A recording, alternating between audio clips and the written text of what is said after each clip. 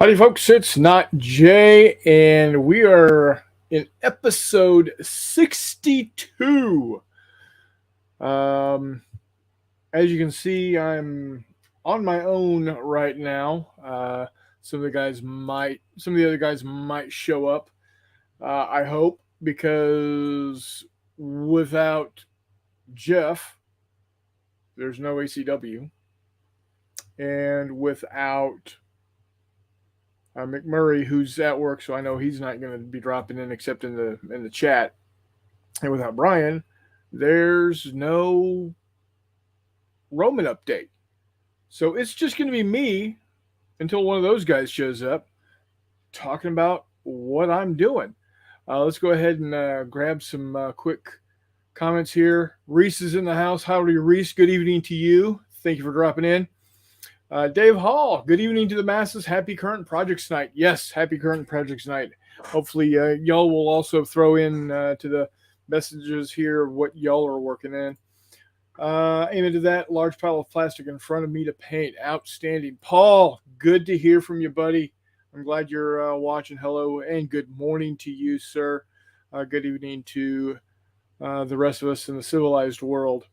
And Chuck says hello from very warm San Diego. Chuck, I would appreciate very warm right now because it is 54, about 30-mile-an-hour winds and cloudy. So I would dig warm right now. And Chuck, you said you and us is good enough. Well, thank you, Chuck. I appreciate that. So let's go ahead. I know we did a recap last week of March to Victory, but hey, Joy Wargaming's on in the house also. Heyo, howdy, John. Thanks for dropping in. So, I know we talked about March to Victory last week. So, and what happened and how much fun we had, and everybody needs to be there next year if at all possible. So going with that, and I was also with Jay Wiley last night on his show, BSing with the Baron and Steve, talking about what's going on and what we're looking to have happen and moving forward. So with that in mind, what what are we doing moving forward? Well, it just so happens that I've been busy, as some of y'all have seen these little guys right here. 1/6000th scale World War II naval warships. That there is USS South Dakota. Here we have the beautiful USS Missouri. I think I did a pretty fair job of getting a camouflage look to it.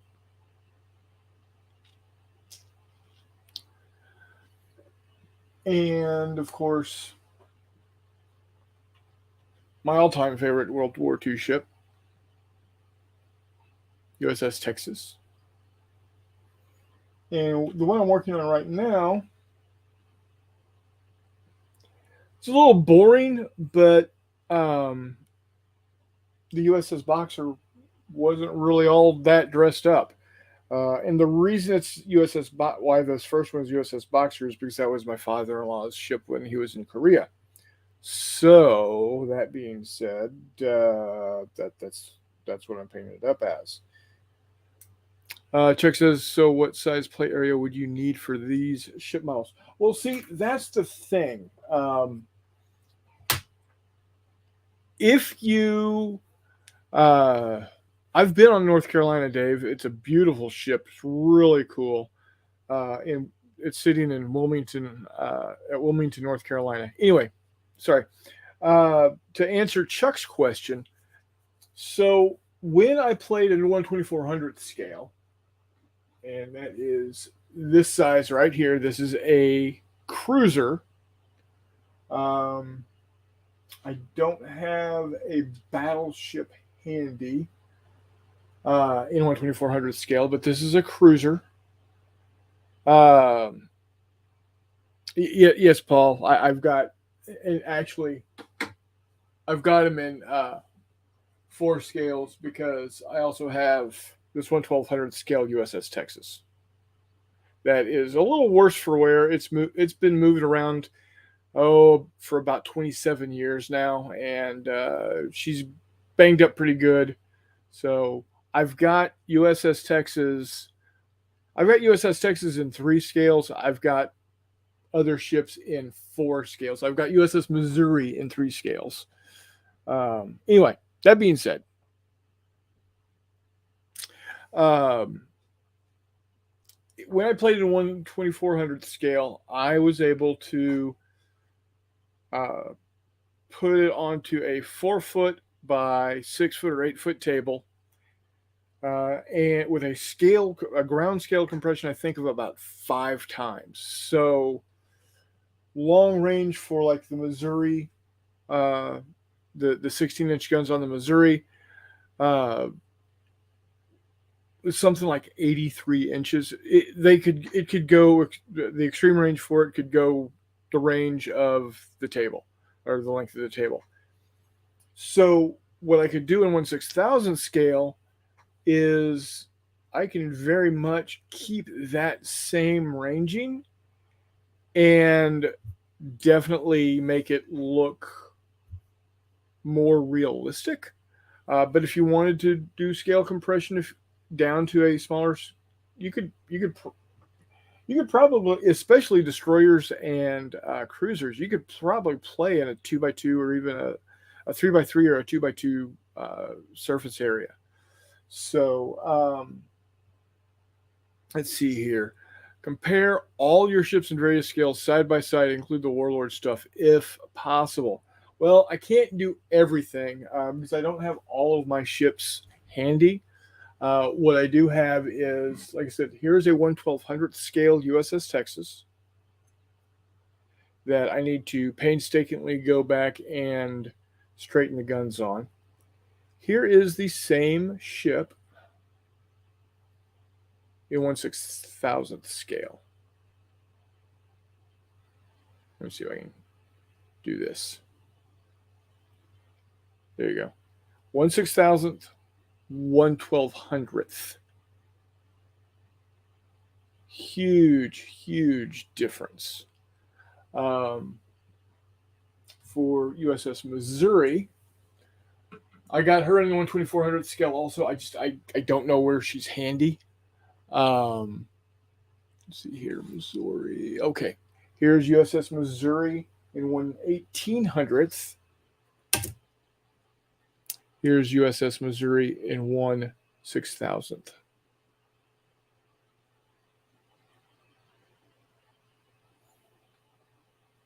So quite a difference there. Quite a difference.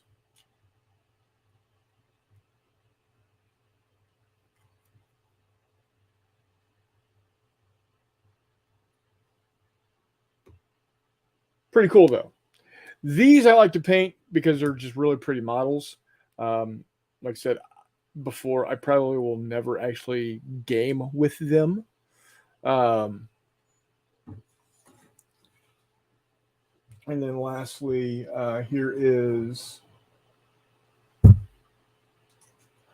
haven't haven't haven't got any paint on her yet, but here's an Essex class carrier and the Essex class carrier in 1/6000th scale. So yeah, big difference. So yeah, you could play definitely cruisers and destroyers in probably a 3x3 or even a 2x2 area. It's really close quarters. What I'm liking about the 1/6000th scale ships is that I'm going to be able to use a full size table, a 8 foot by 4 foot or 5 foot table, like at a convention, a 6x5 table, and have it completely covered, and have full ranges, and it'll look more realistic. The battleships won't look like they're right on top of each other when they're still at medium range. So the other part of this project is I'm doing Battle of Savo Island. So I am in the process of printing. In the process of printing Savo Island. This is an actual true scale. This is actual true scale model of Savo Island, roughly 1 to 13,000. So it's not exact. This should actually be twice as big as it is now in comparison to this scale. But I think it's still going to work nicely on the table. Going to get this. I got 2 more sections to get printed, but it will. Once done, I will get it flocked and set it out on the table and let everybody. Obviously, I'll let everybody see it. And if you're going to be at March to Victory next year, you'll actually be able to play. I think I'm going to do first Guadalcanal, where the South Dakota and Washington towed up. Yes, Jay. Let's see here. Let me go back and grab some comments.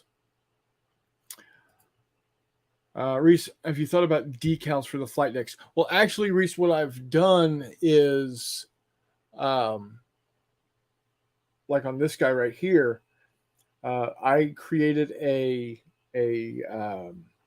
stencil that I was able to put the. That's really intense there.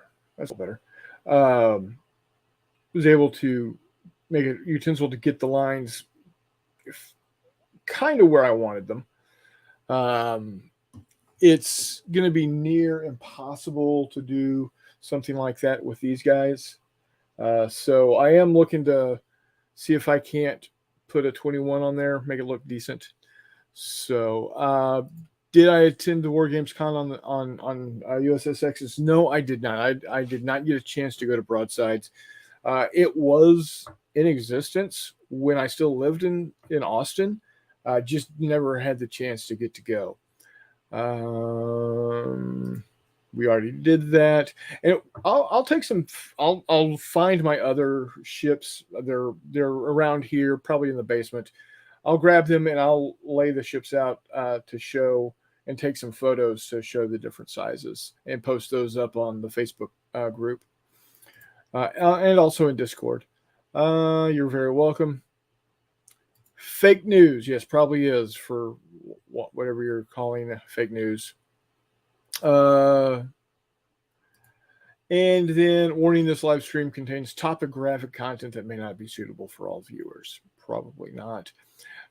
Chuck says, so what shore of Savo Island should we build our resort? I would go probably, if you want the best vantage point to see the extracurricular activities between the two navies, I would definitely go southeast. I haven't gotten that section printed just yet. So,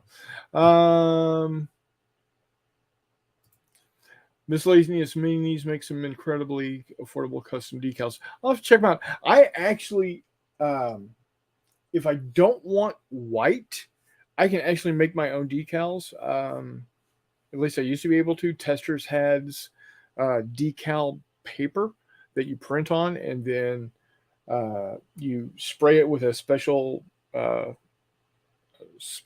spray that you can then cut out and place on your as a decal. So, and the veteran wargamer, my brother says, leeward, always leeward. Yes, always to the lee. So, less likely to get blown away in a moderate hurricane. So that's one of the projects I'm working on. So it's going rather nicely. They're quick, easy, fun to paint.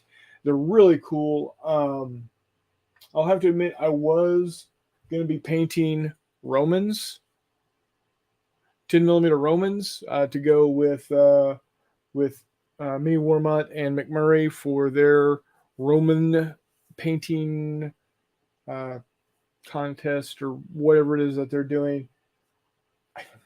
I just can't get into it. For whatever reason, I can't get going painting Romans. I might get a little more into it later, but I'm really jazzed about how these guys are turning out.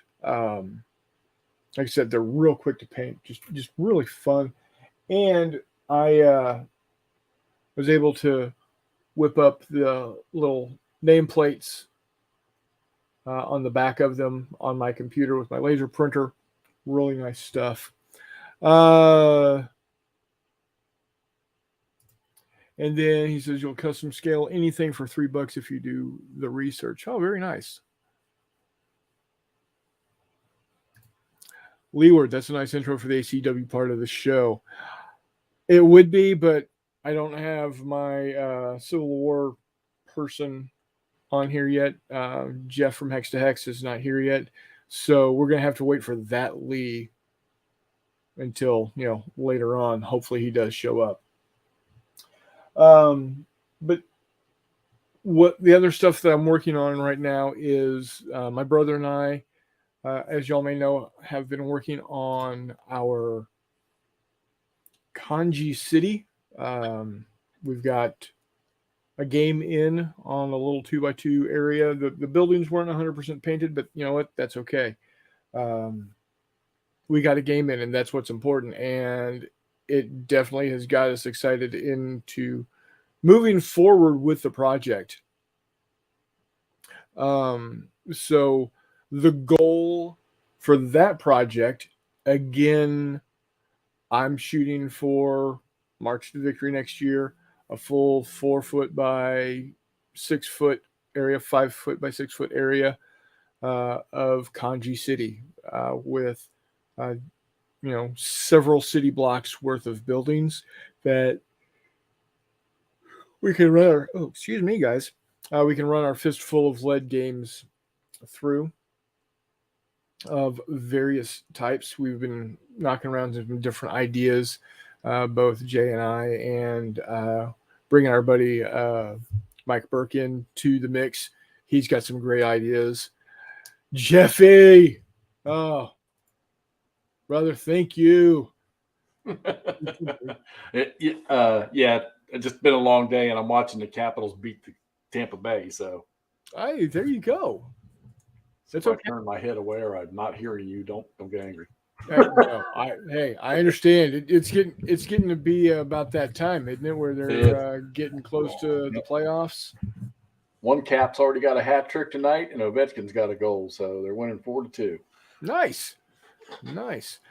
Chuck says Leeward, not Grantward.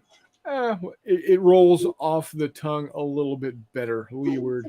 And as you said, always Leeward, of course, you being who you are. Chuck says not Hexward. But definitely not Hexward. That's same as Leeward. And then Paul says, Hex is in the house. Hey, buddy. So I'm just kind of going over what I've been working on. Some other stuff that I've been working on. Of course, I had the I had my first crew done up for the game this past Sunday, and we're wanting to get another game going here pretty quickly, so I need to get these going. I've got another crew, and here is the leader of that crew. Where are you getting these STLs from? Because I'm obviously missing something. My brother. Oh. He's watching. He'll pop in and let us know. And then I've got my specialist. I'll take 2 of those. With, in a buddy outfit with a big ass gun. No, she doesn't have a bunny tail. Too bad. Then I've got this Chicadera. I'll take 2 Not of only those. does she have a pistol, but she also has big ass S word. And then this one here, she also has a sword, but she's wearing those Skates. Well, they're the sandals, the wood block sandals, and she's gonna be a little difficult to get onto the base. That's all that she's gonna have, so you've got to be careful with her. Reese, And then Dave, Jay, how y'all doing? And then lastly, we got this one here. She's pulling some daggers out of her hair. So this is my next crew that I got to get working on. This is your punk crew, right? These are punk. Yeah, one of my. This is so I've got my not the A team. I got to come up with a better name for them. But I've got they are the law abiding citizens, so to speak. These are definitely my criminal gang. So the goal is to have 6 to 8 gangs, and like I said, a table full of cityscape. So, of course, I'm going to be printing out more of Tantive 4 for next year, and I think that's it. Reese says evening, Hexy. Evening. So, what have you been working on? You've got a new toy. Yeah, it's fun. I need to order some more resin for it, but I haven't. I don't know. I haven't found my call for it yet. I just prints nice figures, and I like playing with it and learning how to set supports on stuff. But yeah, I'm really not. I mean, I got a whole freaking thing of tanks sitting right there that are already primed. There must be 14 tanks on that thing sitting there, ready to go. Like I said, I'm trying to build the 66th Battalion from Rommel's 7th Panzer Division during May 1940. There you go. One way or another, I'm going to print it. Whether I paint it or not, it's a different story. I may just send it all to Todd and let Todd have it. There you go. And other than that, little squad leader, enjoying that. And the last 3 nights I've muddled through a turn and a half of Guderian's Blitzkrieg. I was back there playing tonight in surprising new events. The Russians are attacking. What? In the freaking south at that, and my Germans have already headed north towards Moscow. So the back door is kind of half open. Change of plans. Yep. Where's Uncle Eric when you need him? Exactly. So speaking of Uncle Eric and Russians versus Germans, so that's what it's going to take to get you out here. Stuka's bombing T-34s. No, I want Civil War. I do some World War II ground stuff, but I want, if I'm going to come out there. Okay, so I figure by now y'all know me that I'm not a very sit and be patient for 3 or 4 hours focused on one thing. I can't do it. Once in a blue moon, I can do it. Right. And my problem is, and I think the reason why I don't go around and play around here is with other people's, because even with buddies, I know that I'm going to start playing in an hour into the game. I'm going to want to go home to my house and get into stuff I'm messing with. That's just that's why you don't see Hexy traveling much anymore. Used to love it. I don't like to do it. I understand. We'll see. We will see. Yeah. Well, what we can figure out a job for you so you can be a social butterfly. Well, I told the boys last night on your little thing, I'd be glad to walk around table to table talking to people with my video. Yeah. We definitely could do that. You know, simulcast between your YouTube and my YouTube and Todd's YouTube and whatnot. Well, and that might be the other thing too. If the whole gang is coming, the odds are I will come. Well, McMurray and I are going to be there. Warmutt says he's going to be there because his wife says she wants to go. Todd is working on making sure that he can be there. So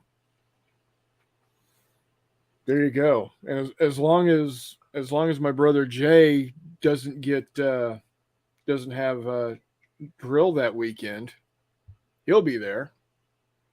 As will my other buddies from the other side of the gaming community.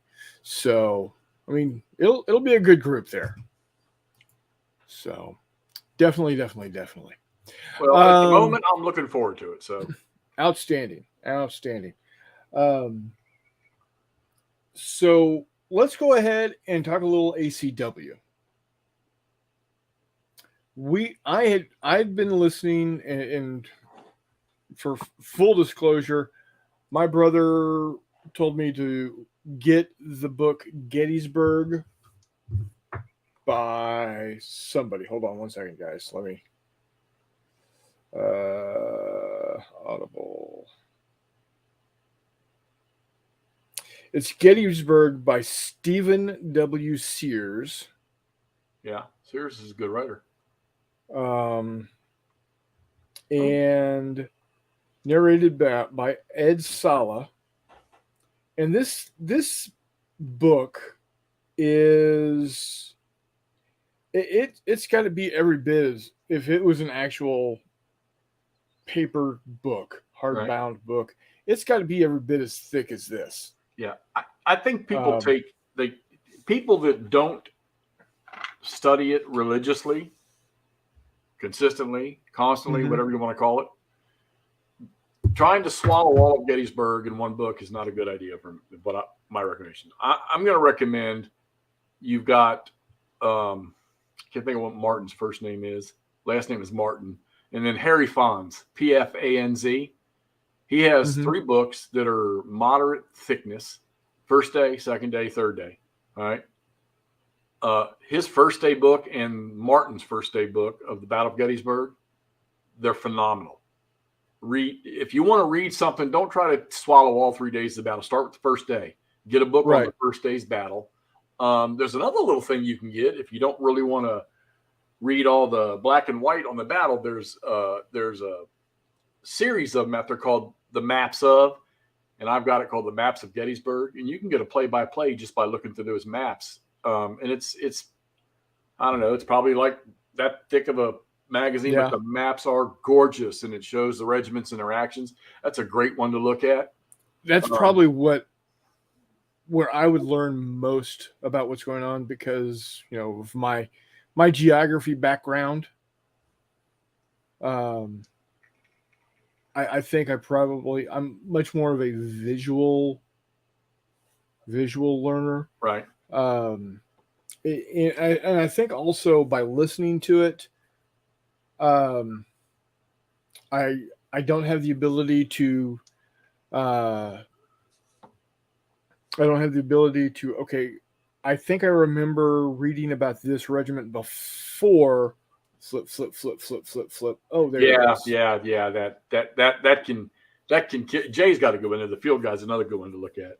But take Gettysburg one day at a time. I'm telling you what, you're going to understand the whole concept of the fight and how you can pretty much get the story by just reading the first day's actions and some of the things that small units or even large units, some of the things that they pulled off on the first day. I mean, some of the failures, some of the success, and most people will tell you that Gettysburg was over after the first day because the Confederates didn't capture any one of those strategic points on the first day, and they probably should have.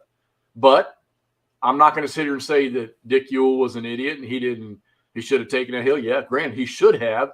But if you read, even in Lee's Lieutenants, if you read how he surmised the situation and what he was understanding was happening to his left, he chose the option of not going up there because he thought he was going to leave his left side wide open. So, and then of course, by the time darkness fell and they were up there and they were digging in, and there was just no way it was going to happen. Second day, truthfully, the Confederates were like that close, that freaking close, to pulling this off on the second day. Some people made some bad choices in which direction they went and where they engaged at. And the third day, I've read so many things about the decision that Lee made on the third day. And I tell you, one of the best ones that I saw or I was reading or listened to was the old Mississippi tour guide boy up in Gettysburg, Atkinson. He does some really good talks about Lee's decision and what he was thinking on the third day. And it's not that it was so wrong. And people, of course, they talk about, well, why did he fight? Lee needed to fight there. He had to. You can't go into the North and just sit around. You're going to have to engage them. All right. He had the opportunity on day one, had the opportunity on day two. Day three, maybe he could have passed on that one, pulled out and slid away. But he had to fight. And many of the thorough historians will tell you about why Lee had to fight and why he fought at Gettysburg. So I don't know. Everybody, you can form your own opinion. I still think it's the epic battle of the American Civil War. Granted, cutting off the West was strangling the Confederacy with Vicksburg. But I think Gettysburg, if you think about all the things majority-wise that changed for the Union after Gettysburg.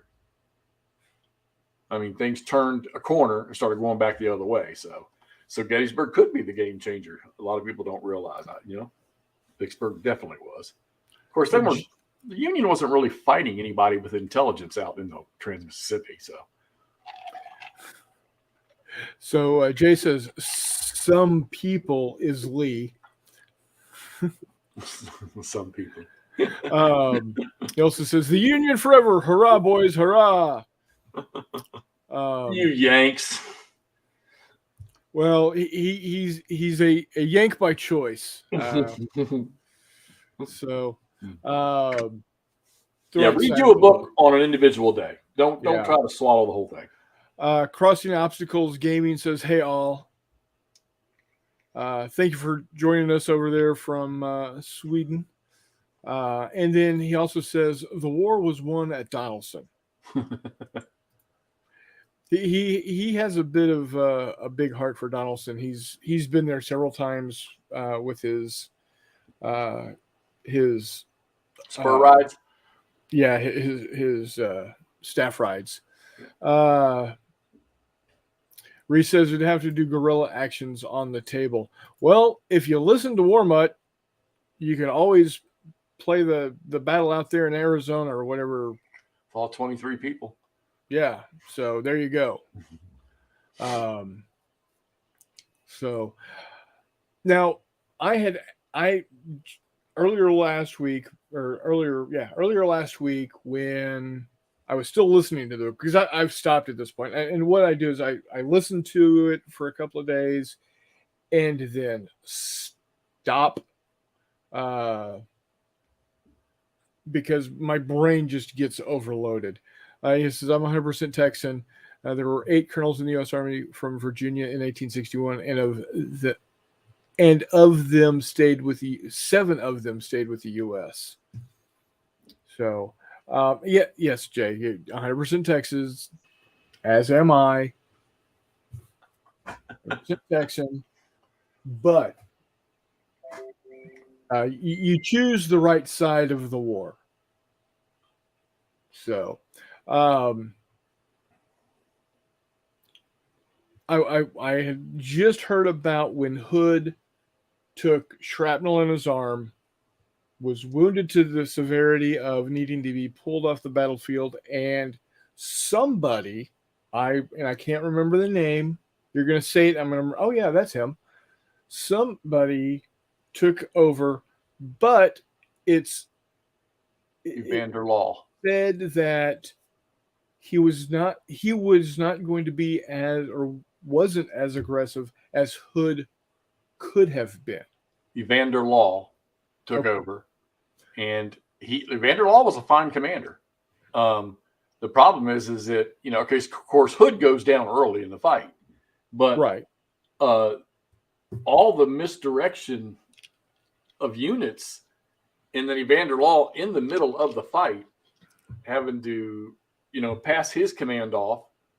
And you need to think about when you're looking at the attack towards the Round Top, the Wheatfield Peach Orchard. All right, you've got Anderson. I think it's Anderson, Robinson, Benning, and Law is on the right side. He is the end. Those are the guys that are headed towards the Round Tops in the edge of Devil's Den. And of the 4 or 5 regiments, I can't remember if it was 4 or 5, they got split and went 2 different directions. And that happens when Law moves to take over the division, and then he turns his brigade over to somebody else. Can you imagine being a guy in charge of 4 regiments and all of a sudden, boom, half an hour into the fight, a serious fight, you're suddenly yanked, and now you're in charge of the division instantaneously, and you got to tell the brigade command who the new brigade commander is. You don't really have time to sit there and draw a picture for him. You got to go and consume all the other stuff's going on. And then the fact that McClaw's division, they always talk about that echelon. One goes, and then the next follows, and then the next follows, and the next follows. Well, it didn't happen with McClaw's. If McClaw's had been on the move when Hood's division had struck the Stony Hill and the Triangular Field and Devil's Den, all that area, if McClaw's would have kicked off while Sickles' cannons in the Peach Orchard were shooting at that shit and focused on that, this could have been a whole different story. And McClaw's boys did fine, but the fact that they didn't move in sequence with Hood, I think that's true. And then Anderson's sitting over there from the 3rd Corps, and he's waiting for McClaw's to do his thing. Well, shit, Anderson had guys that they crossed Cemetery Ridge and were on the other side of Cemetery Ridge. There was nothing to support it, and they had to pull back. So I mean, they busted a hole in the Union line on Cemetery Ridge, and had there been anything there to help, they could have literally rolled up the end of that line, and there was nothing there. So they didn't have any supporting. No, because they were the last ones to go. It was late. It was almost getting to the point of darkness, and McClaw's boys were all shot to shit. Barksdale's dead. Sims, Wolford, and Kershaw's, I think they're a bunch of South Carolinians. They were tough. And then Hood's boys, by this time, Hood's boys are so shot up, it's not funny.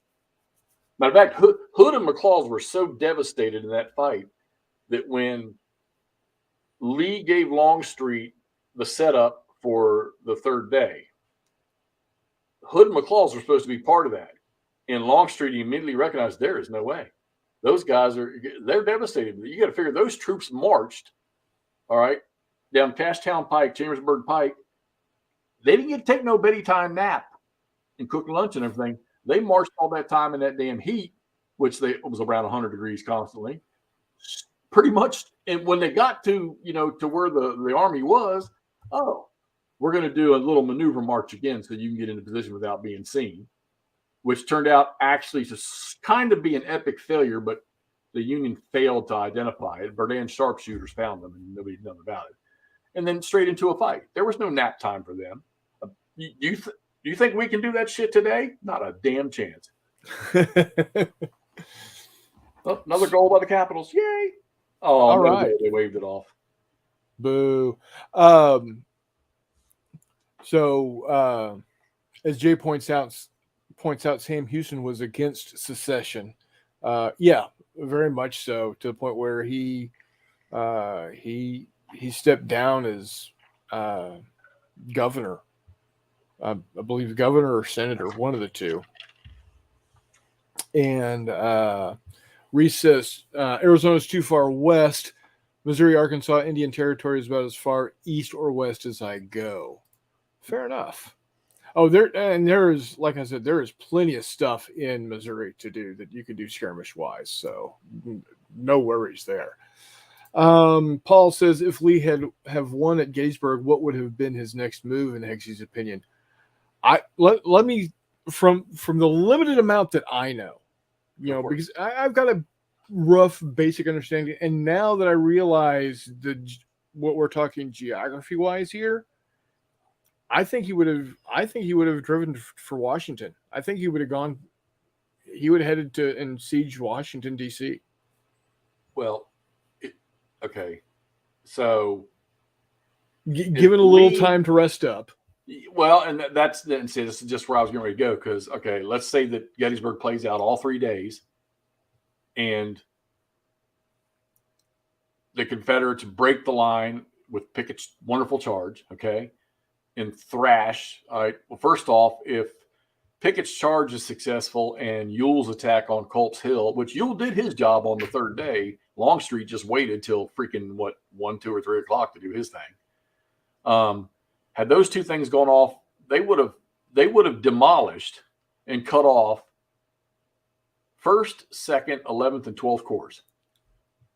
They would have had them with no avenue to retreat. All right.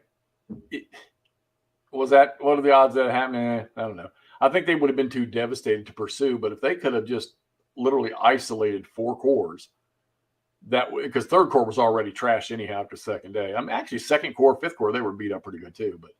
But you still had the 6th Corps, the largest corps in the Union Army, Army of the Potomac, and also what many of the politicians, Lincoln, Grant, later on, 6th Corps was that was the life vest of the Union Army.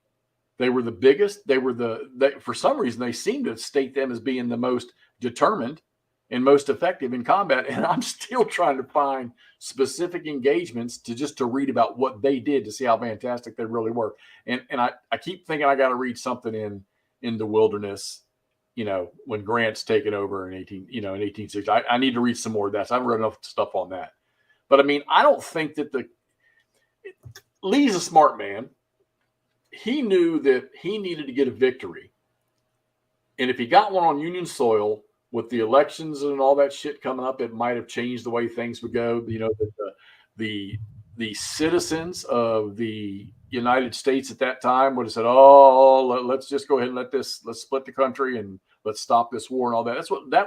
That was Lee's entire intention. And plus to take some of the pressure off Virginia and all the lack of supply there anymore because of all the fighting constantly in Virginia throughout the whole war. He wanted to get it out of Virginia and get it in. Let's let some of the northern people feel this. And they were living off the hog up there, but he would have had to have kept moving. And I don't know if he'd have wanted, maybe if he'd have wanted Gettysburg on the 1st day, he could have had his choice to go to DC or go to Baltimore. Baltimore, the approach to, you got to figure the Confederate line wrapped around Culp's Hill was literally almost sitting on the Baltimore Pike going to Baltimore. Yeah. So, and then, to the right where Hood was attacking the Round Tops, you access straight to DC over that way. So he had options. He had to fight. I would have picked Baltimore. Better I think you could have took Philadelphia, Baltimore, any one of them. I think you could have took any one of them. And Baltimore, I agree with you. That would have been the choice for me. Reese says McClellan elected and it's game over. Yeah. So a bit of historical trivia. For those in the know, what started 160 years ago today?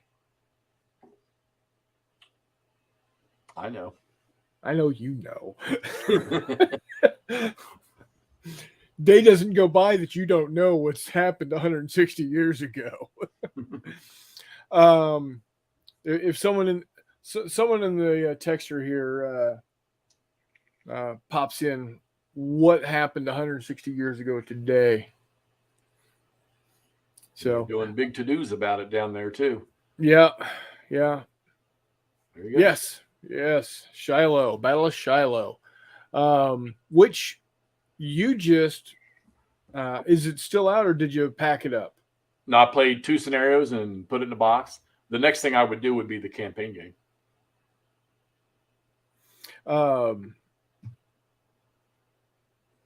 Yeah, so Dave Hall comes in with Shiloh. Reese says Petersburg Landing, which I now know because of Hexy's game videos is part of the Battle of Shiloh.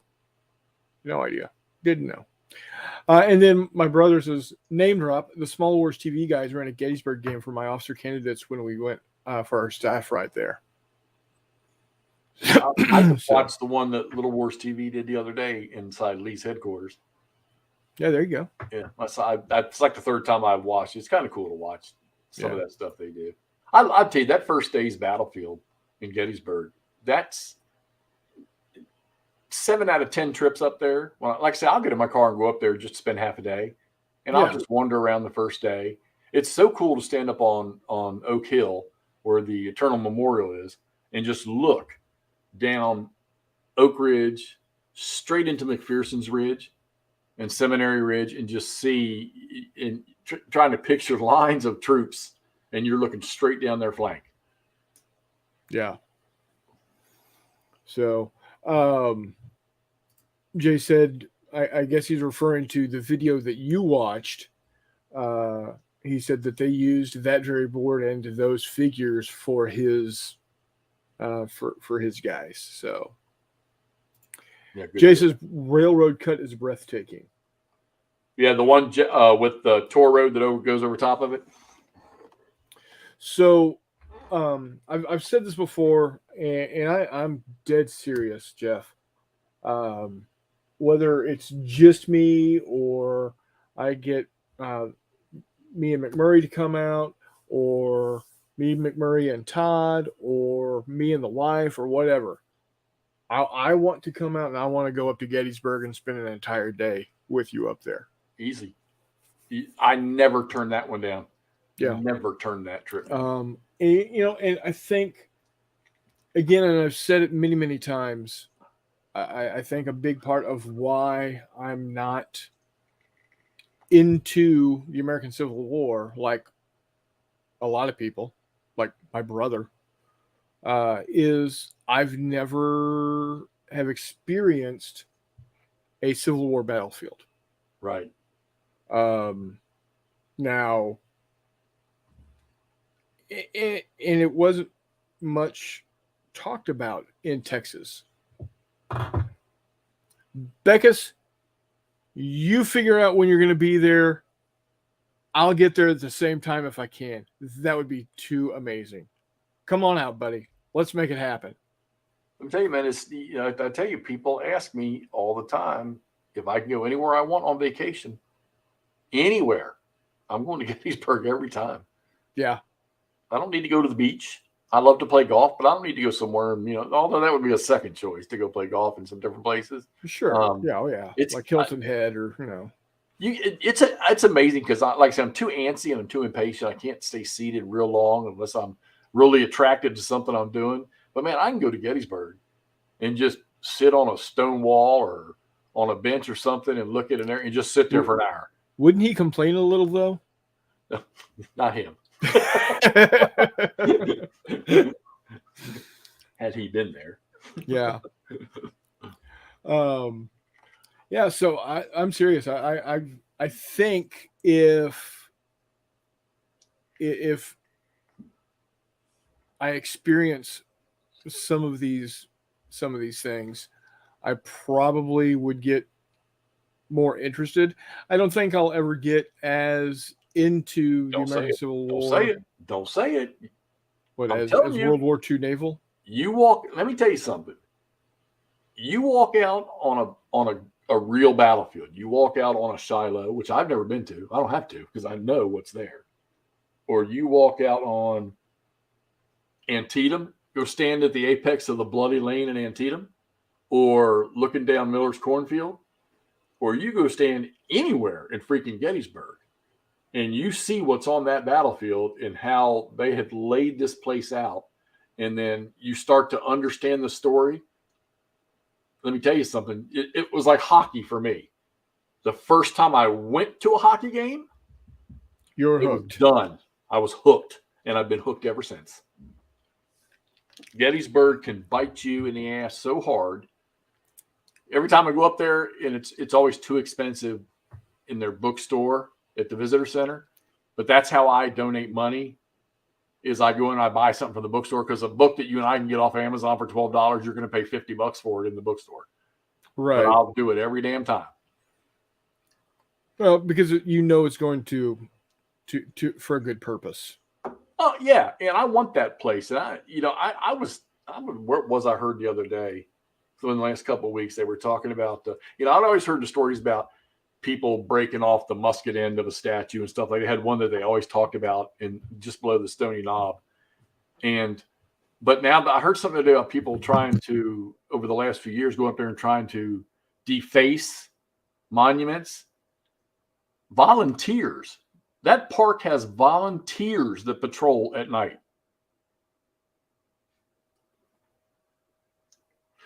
Jay, see now Jay's talking business here. That is, if you don't go to Pickett's Buffet, you've lost your damn mind. That is if I go up there and I'm going to eat lunch, that's a shame. My buddy and I, when we went up there, I took him up there. He'd never been. I took him up there and toured him around. We were going there at lunchtime for Pickett's Buffet, and we went up in I think end of July. They were closed until September. March to victory, dog. Come on. I get bathroom break. She says hi to everybody. Donna, I'm going to the bathroom. Be right back. All right. Come on. There, go. You said hi. See ya. Let's go. All right.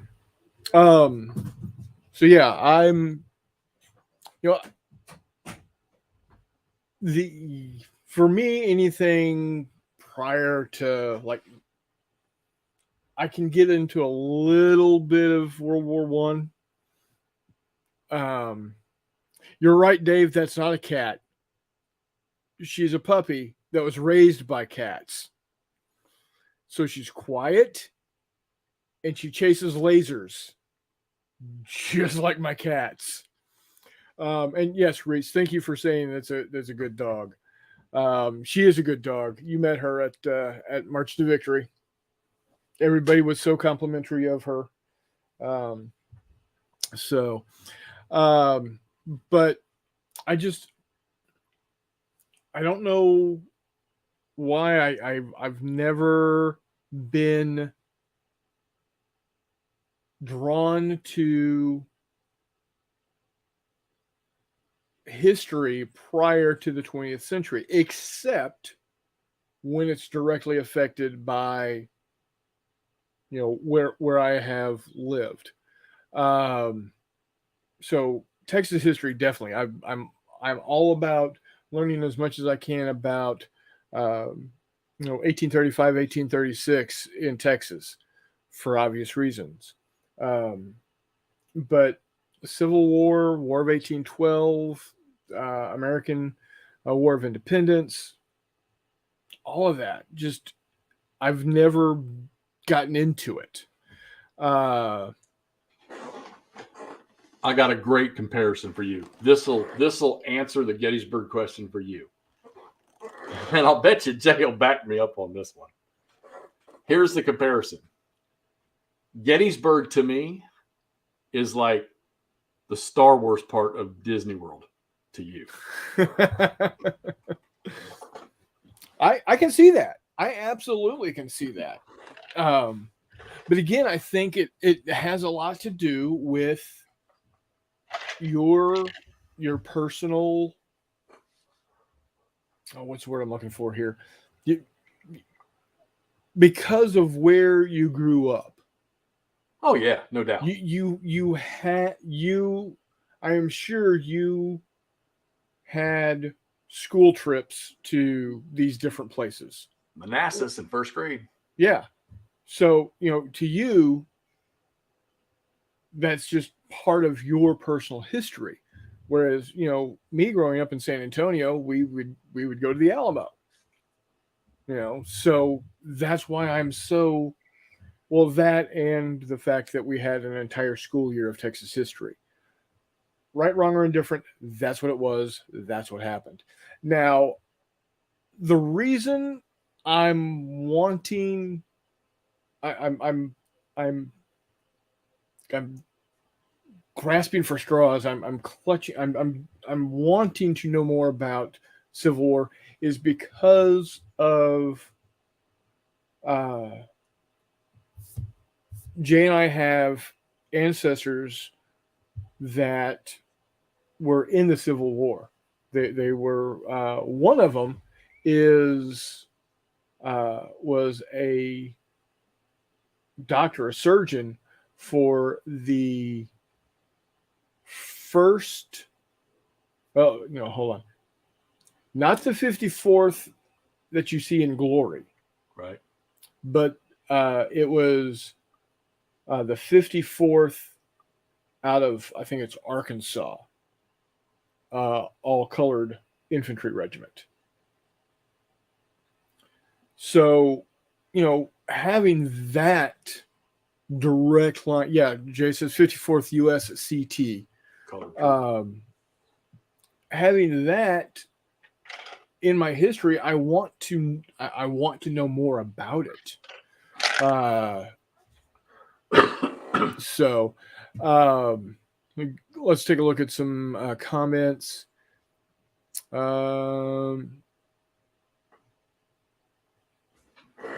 Jay said Cyclorama is a must. Beckus wants to go to Gettysburg also. Jay says Fort Donelson is an easy 5-hour drive. He says you can also go golf at Hershey, Pennsylvania. Been there, did that. Yep, there you go. He also says nice ACW museum at Harrisburg. Not done that. I always wanted to see Carlisle Barracks too. I think it was burnt to the ground. I'm not sure, but yeah. Wardrobe in the house saying definitely go to a battlefield and you'll want to game it. Dave Hall, I purchased a tile with my name on it when the Gettysburg Seminary Ridge Museum opened in 2013. You can look for it on your next vacation trip. There you go. I know where he's talking about too. I know exactly where he's talking about. And you can go, and then you responded to him, go to General Pickett's Buffet. He says, it does not suck. And then, good dog, yes, my dog. That's not a cat. We've covered that. Paul Bexer says, I've done Monte Cassino, Somme, Normandy, Kirkenes. Got to an ACW battlefield.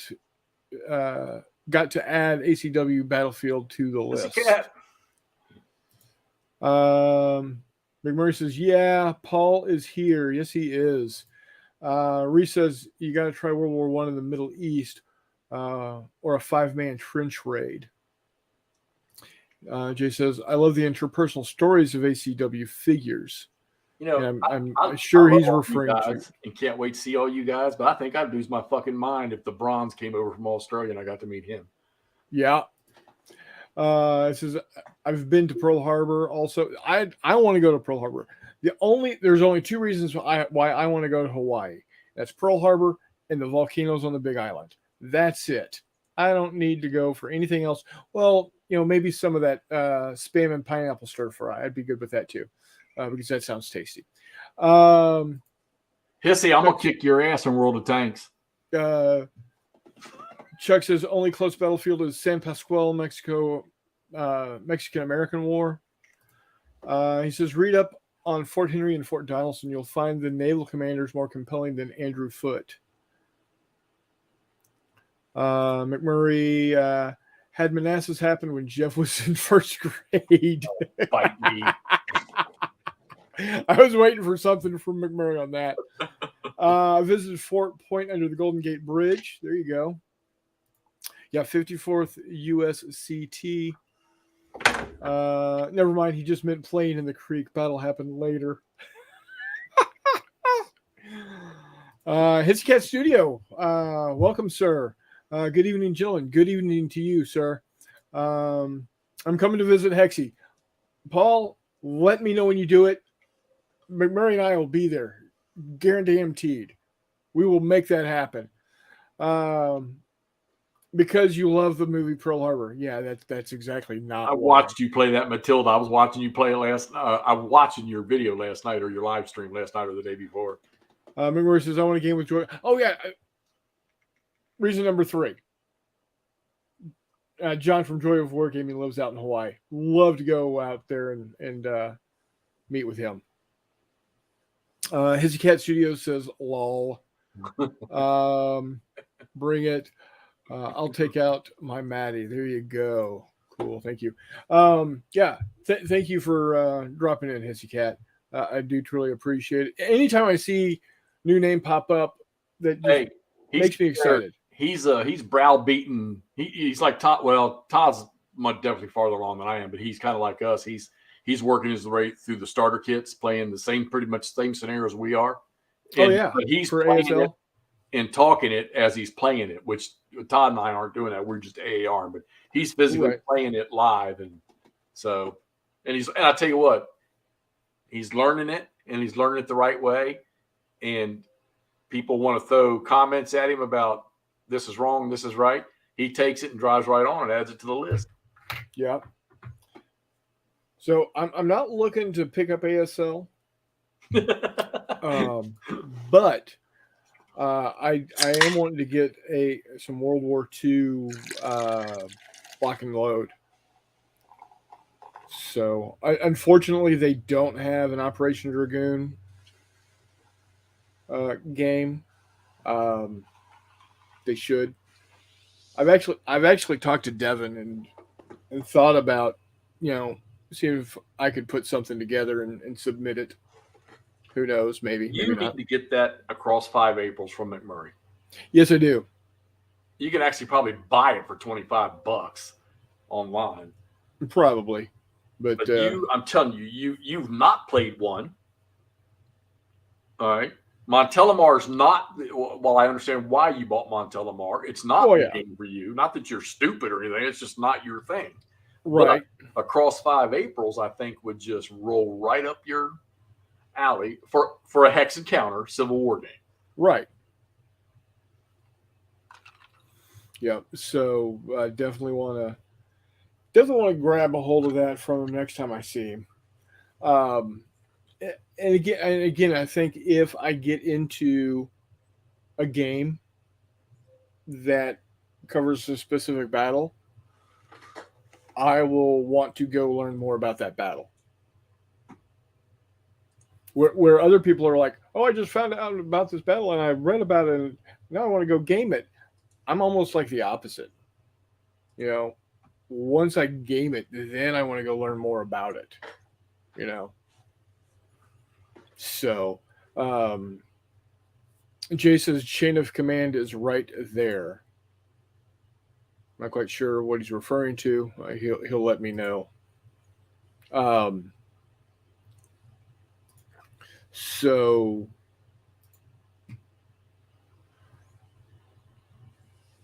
in your opinion, when did the Confederacy lose the war? Oh God.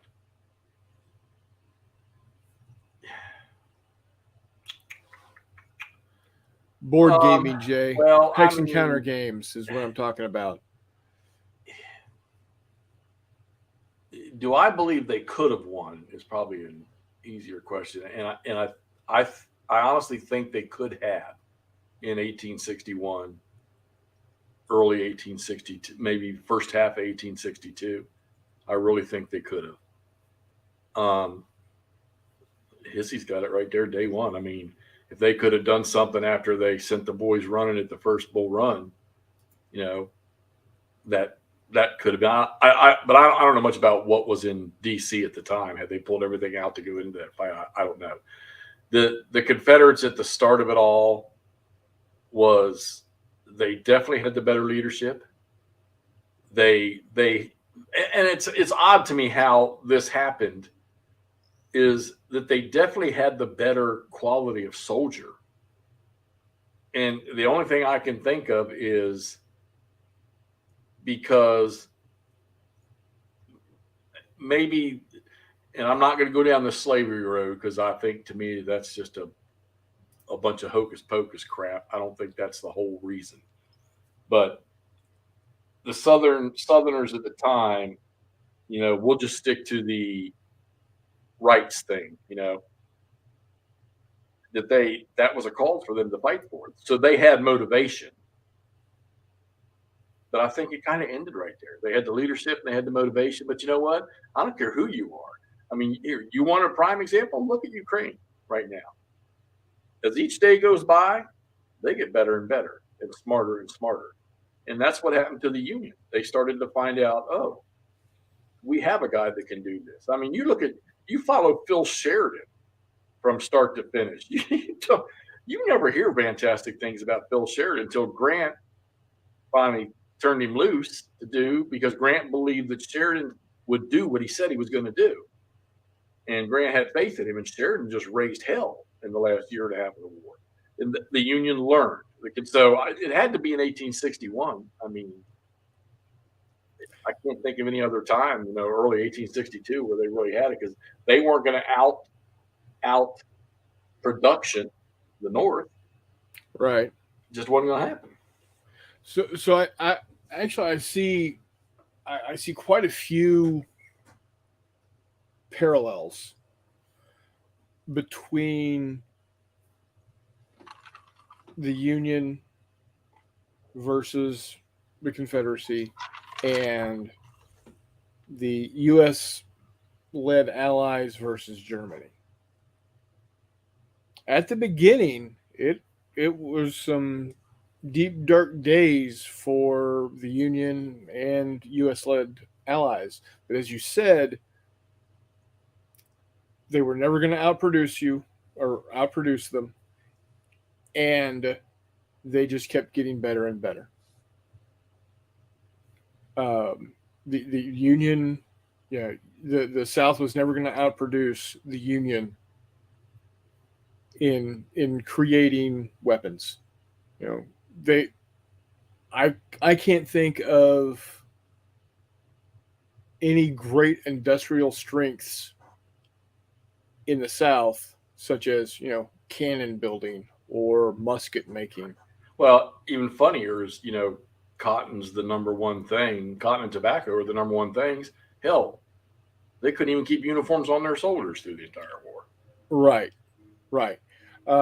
And looking at during World War II,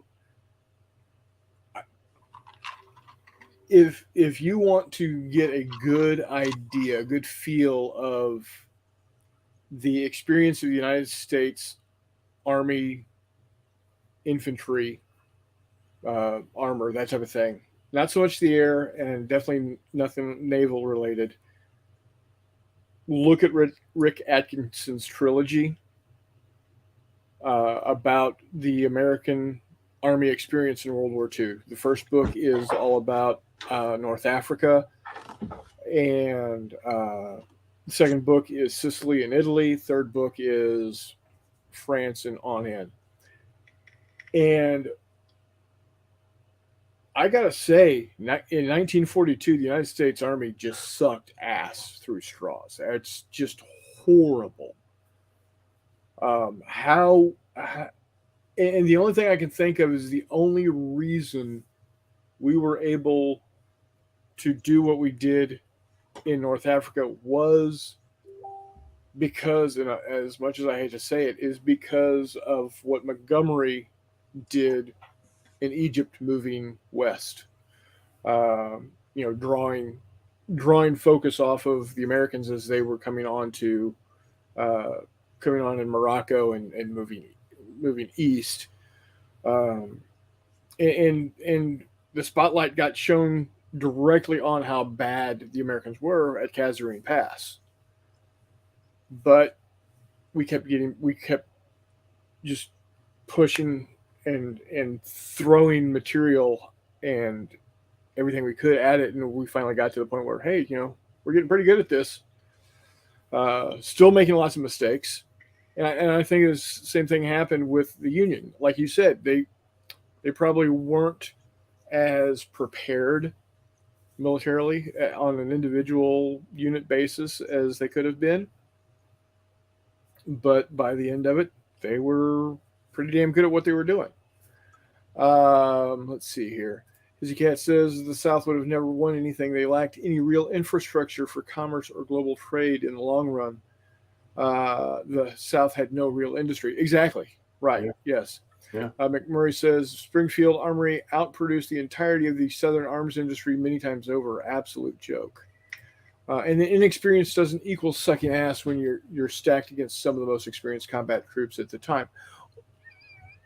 Agreed, but it's still. I mean, if they're rolling, if we look at it in game mechanics, they're rolling d12s and you're only rolling d6s.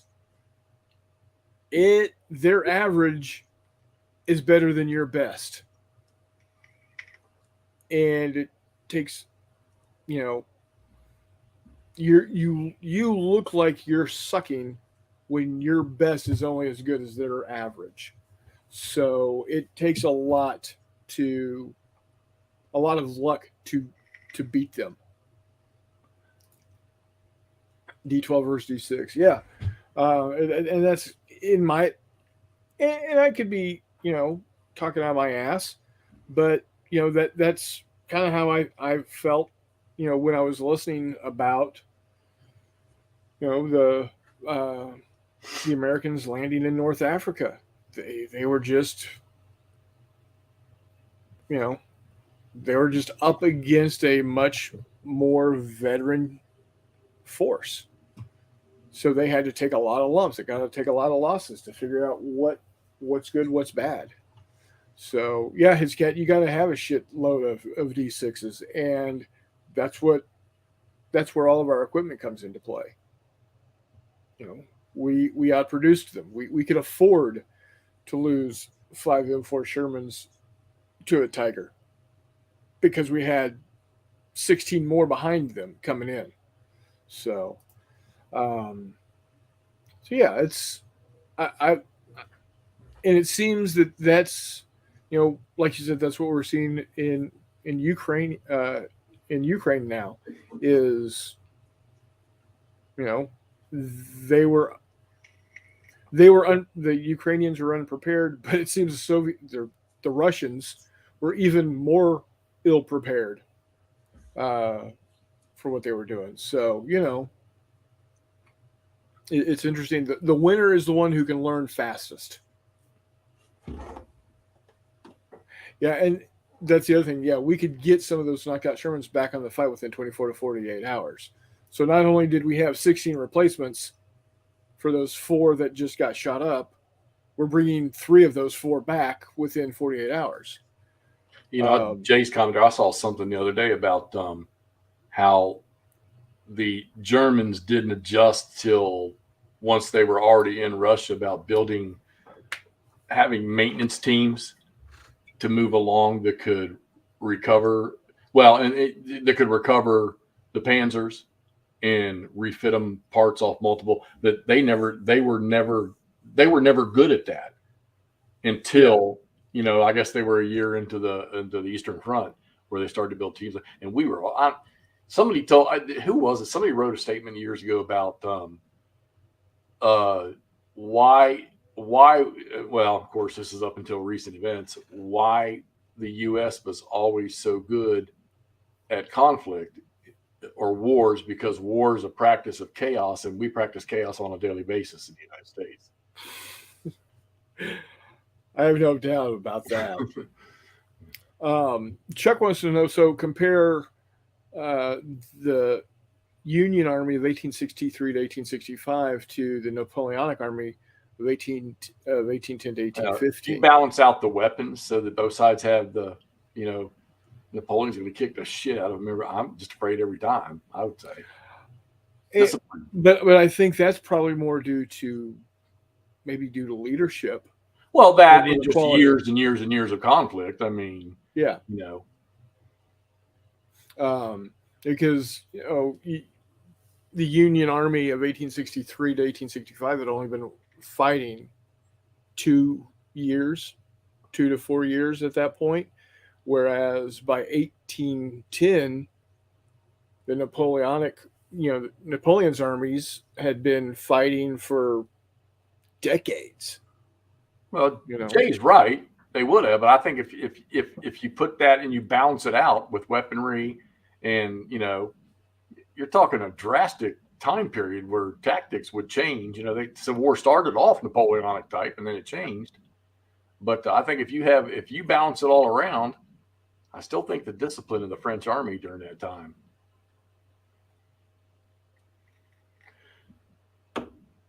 Yeah, Union, I think the biggest plus for the Union was when Lincoln finally said, "Hey, Grant, take over." was Grant that great of a Well, Grant understood. We have the battlefield numbers. commander? We have the numbers. Whether he was a strategist or not, Grant understood he had the numbers, and he knew that he needed to make it as bloody as possible to get this thing over as fast as possible. And he did it. He did just that. So, again, because of my knowledge, Grant was a logistician. That makes sense. You never heard him talking about supply problems in the wilderness, and that makes sense. The old saying, an army fights on its stomach. Well, think of this too. McClellan wanted those troops out of D.C. Was it like 30-some thousand or something that were fortifying D.C.? And Lincoln would never allow those troops to leave D.C. until Grant took over. And Grant wanted replacements to keep the push, you know. As long as Grant was continuing to push and pressure the Confederacy, there was no threat of them going north. I mean, Early had a chance, but Early didn't have enough to do what needed to be done. He scared everybody up there for a while, but Lincoln was like, when Grant said, "Hey, I need them, send them down here," there was no discussion. It was going to happen. Right. And you're right. The Overland Campaign, I don't think I've ever read anything where the North had any supply issues whatsoever at all. So, just because of, my lack of knowledge to the Civil War and my little bit of knowledge of World War II, by no means am I going to say I'm some great knowledgeable individual and authority figure on knowledge of World War II, but from the little bit of reading that I've done, to me, Grant seemed to be able to see the big picture of not only of the day-to-day fighting, but what it meant to keep that fighting going. Like Jay said, as a logistician, he seems to me that he was almost a good mix of what we had with Bradley, Patton, and Eisenhower. And I'm not saying that he was as good as all three of those combined, but he saw the big picture. He saw how to he saw the big picture like Eisenhower saw the big picture of Europe. He was able to motivate the troops like Patton was able to motivate the troops, even though their motivation might have been out of sheer hatred or disgust or whatever, people say about Patton. Some of his men loved him. A lot of his men loved him.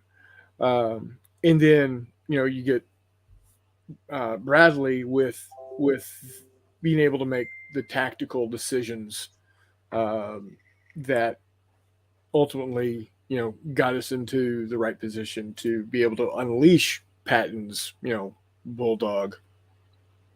So it's interesting and you really can't compare and contrast, something that happened 80 years apart or 50 years apart.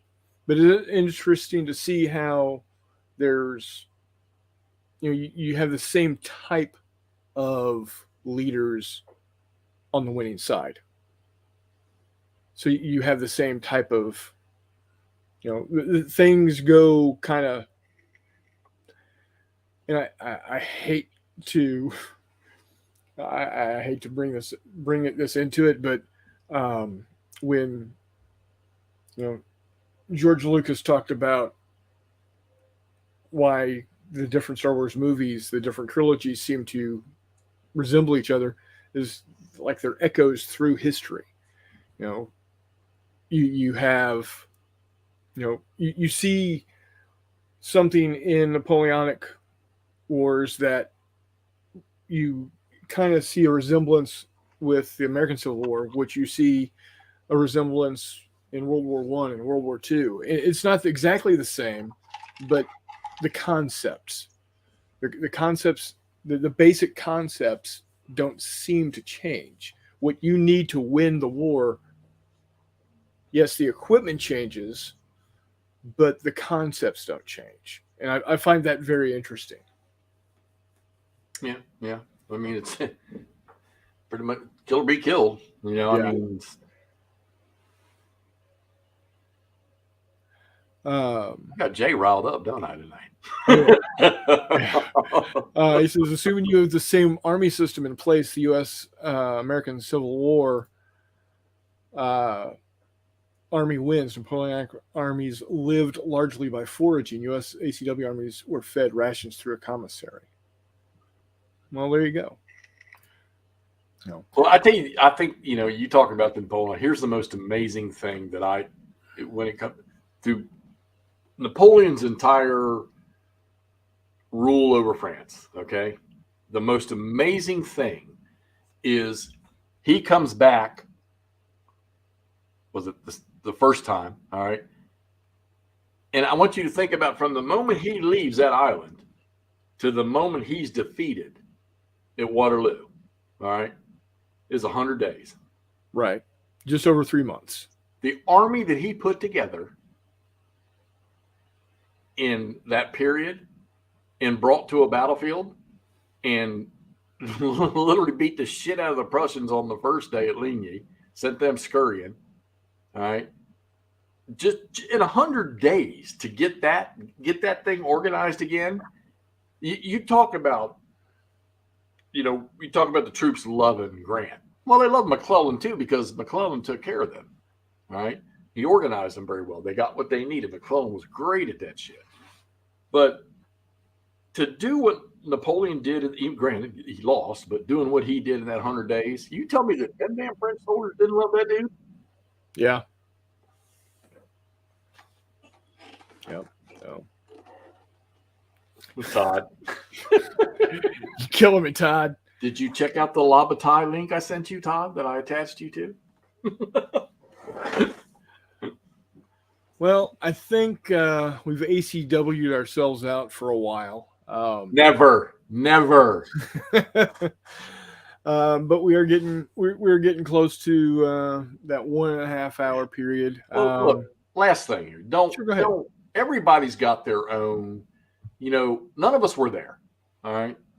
We can tour battlefields. We can read books a million. We can watch documentaries. We're all going to have our own opinion about what we feel about the American Civil War. All right. I live in my own little corner of it right here in the Shenandoah Valley. So I have my little opinion of what I read and see about the Shenandoah Valley. It's interesting how that's never going to change. It's always going to be like that for eternity. People will always have a difference of opinion about certain things and certain eras and certain conflicts and stuff like that. And that's just the way it's going to be. Yeah. Well, Jeff, thanks for hopping on tonight and talking ACW. I know you could talk about it until you're blue in the face, just like I can talk about World War II naval combat until I'm blue in the face. But I think this is a good discussion. I'm sure we'll revisit it over and over again, especially after I go visit some of these battlefields. I'll keep everybody updated with my little ships projects that I'm working on. Like I said, I'm looking to do probably first Battle of Guadalcanal, Naval Battle of Guadalcanal, with Savo Island. I want to get some battleships in there, Yeah, I'm blue in the shirt, not blue in the face. Izzy Cat, thank you for dropping in anytime, brother. Come on in. Um, love to have you come on the show sometime, maybe, and just talk about what you do over on your channel. There you So go, Hiss. we'll get it figured out. I need to get with Thomas Foss. We need to nail down a Dave for him to come join us. Always love talking to Thomas. I've got some others that I'm hoping to work with. But May 7th, we're going to have some live shows coming to you. That's the first Saturday of May. Going to be at Wiley headquarters. We're going to have May the 4th Star Wars gaming as a fundraiser for next year's March to Victory. So, and then why that day? I wonder. Because it's as close to May the 4th as we can get. So, let's see. Chuck says 2 changes to my play schedule: bring out Across 5 Aprils and War and Peace Avalon Hill. Oh, that was a great game. Let me beat Hex to Hex in World of Tanks so I can brag live. There you go. Me and Warmut, yeah, we're wrapping it up. It was a great show. A lot of good back and forth. He says, Jeff, Perry ACW minis. Oh, you sending me some? You're awesome, Brian. There you go. All right, boys. Once again, thank y'all for dropping in. Got Warmut here in the last. Todd was here. We had Hissy Cat. We had Chuck.